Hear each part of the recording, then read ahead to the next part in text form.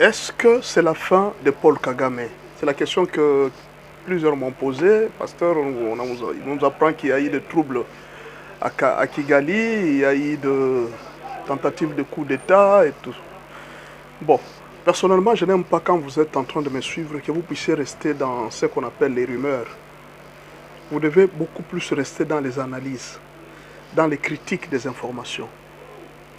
C'est là que moi je veux vous amener. Chaque fois que je vous donne une information, je ne veux pas vous laisser dans de rumeurs. Parce que si vous restez dans les rumeurs, vous risquez de vous discréditer. Vous devez rester dans les analyses. Alors essayez un peu d'analyser certains faits qui viennent de se passer pendant ce quelques temps ici seulement. Pendant qu'il y a eu des négociations à Addis Abeba, pendant qu'il y a eu confrontation entre la RDC et le Rwanda. En tout cas, il y a eu beaucoup de choses qui se sont passées. Alors, commençons par ce qui s'est passé au Canada. Le gouvernement canadien a adopté une motion. Dans cette motion, on reconnaissait les génocides en République démocratique du Congo. Alors, quand on reconnaît, je sais que beaucoup de gens ne comprennent pas ce que ça veut dire. Un crime de guerre, un génocide, c'est différent. Hein, voyez, c'est par exemple au Rwanda, là, on a reconnu que c'était un génocide. Et c'est ce que chez nous, l'ONU n'a jamais reconnu qu'en RDC, il y a un génocide. On n'a pas encore reconnu ça. Mais quand déjà le gouvernement canadien reconnaît qu'il a voté une motion pour reconnaître les génocides en République démocratique du Congo, c'est déjà un grand départ vers les Nations Unies. Ça va arriver jusque-là. Maintenant, deuxièmement, quand le Canada dit ça, le Canada sait que c'est le Rwanda qui est derrière tout ça. Parce que l'ONU a dit que, avec preuve à l'appui, que c'est le Rwanda qui est derrière le M23 qui a tué tous ces gens pendant toutes ces années. Donc depuis Kundabatware, RCD, Goma, c'est le Rwanda qui a toujours été derrière. Donc déjà, c'est le Canada qui incrimine indirectement le Rwanda. Nous arrivons à Londres. Vous allez voir au milieu là. Les Anglais ont fait une réunion spéciale de droits de l'homme. Et on a appelé Rusesabagina, qui est M. Paul, il a fait le film Mille collines, je ne sais pas, vous connaissez ce qui s'était passé au Rwanda. Ce monsieur a été kidnappé par Paul Kagame.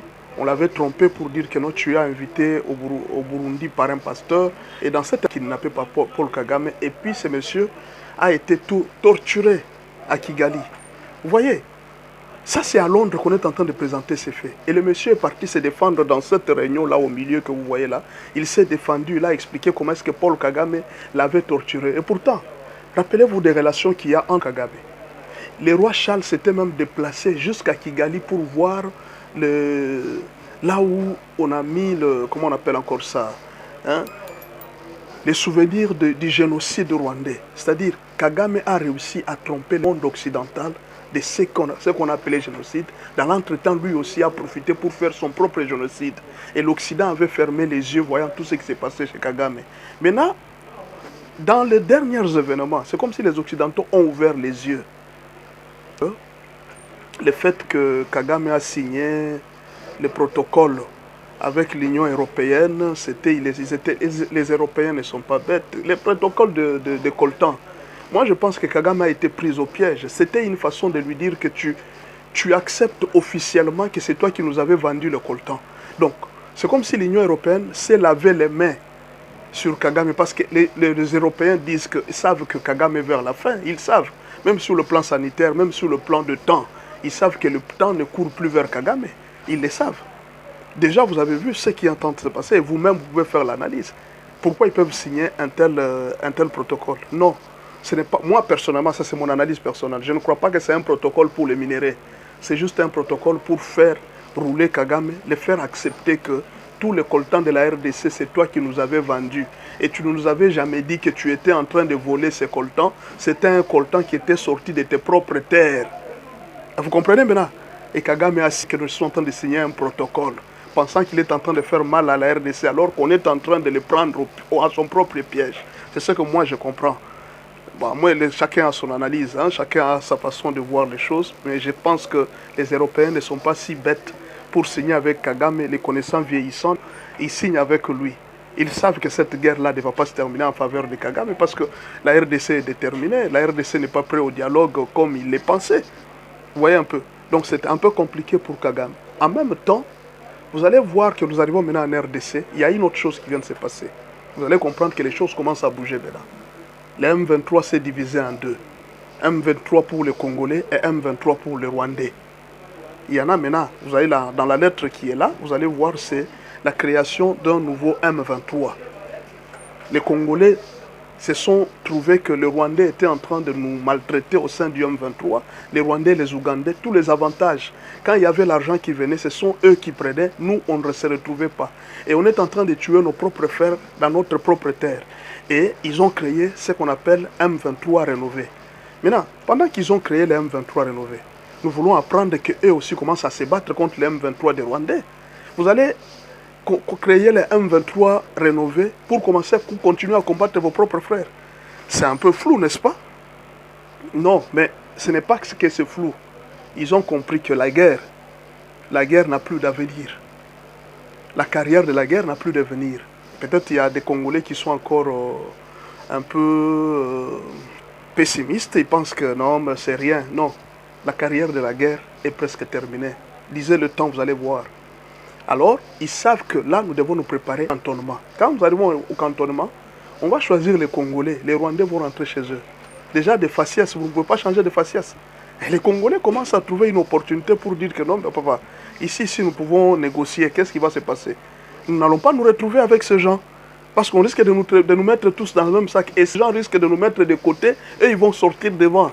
C'est mieux que comme il y aura négociation, nous puissions aujourd'hui nous séparer avant que les choses ne puissent venir. Parce que quand vous lisez dans les phrases de Félix Tshisekedi, il dit, bon, s'il y a une opportunité de paix qui m'est offerte, pourquoi ne pas profiter de cette opportunité au lieu de continuer la guerre? Donc je profite et le président Félix peut voyager en Angola. Alors en Angola, il peut s'agir d'un problème. Ce sont mes analyses à moi, ma façon à moi de penser. C'est pourquoi je vous ai dit, je n'aime pas que vous puissiez rester dans la rumeur, que vous puissiez analyser les faits. Moi, je pense que Kagame est en train de négocier beaucoup plus sa sortie honorable. Kagame n'a pas pitié de tous ce gens-là, des M23, ça ne les regarde pas. Il est en train de négocier sa sortie honorable. C'est ce qui s'est dit maintenant. Qu'est-ce qu'on doit faire pour que je sorte avec honneur? Qu'est-ce que je dois faire? Parce que les minéraux, il n'en aura plus. La communauté internationale s'est déjà levée.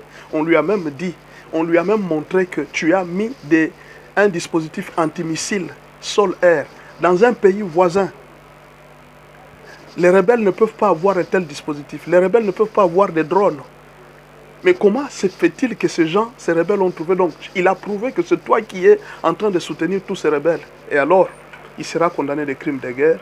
Il sera condamné des crimes d'agression. Il sera condamné de tous les crimes de la RDC. Kagame sera condamné là pour voir comment faire avec lui. Vous savez, les Occidentaux, quand ils s'aiment. Alors, maintenant, là au moment où je vous parle, il y a les élections qui se préparent aux États-Unis. Les dossiers Kagame risquent de mal tourner contre les démocrates. Et ils sont en train de chercher à se laver avant que les élections ne puissent arriver. C'est un dossier très compliqué. Vous avez suivi la déclaration de Donald Trump. Il a dit que non, moi, en tout cas, je préfère renvoyer tous les Congolais chez eux parce que chaque fois qu'ils viennent chez nous, on dit toujours qu'ils étaient des prisonniers, Mais chez moi, si tous ceux qui viennent au Congo sont des prisonniers, alors qu'est-ce que moi je vais faire? Alors c'est mieux vous les renvoyer chez eux. Vous voyez, le dossier Congo peut jouer beaucoup dans les élections aux États-Unis. Et Kagame, jusque-là, son dossier est très lourd par rapport à tout l'Occident. Voilà pourquoi l'Union européenne se lave les mains.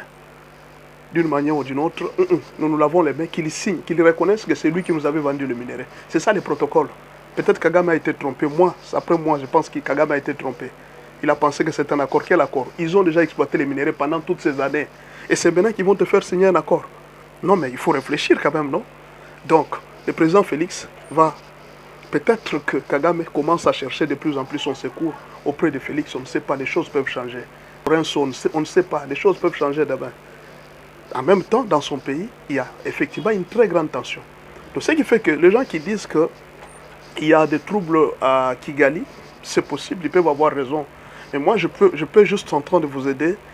Je vous aide juste à les dessous des cartes derrière tout ce qui se passe à l'heure actuellement. Vous pouvez lire aussi la lecture.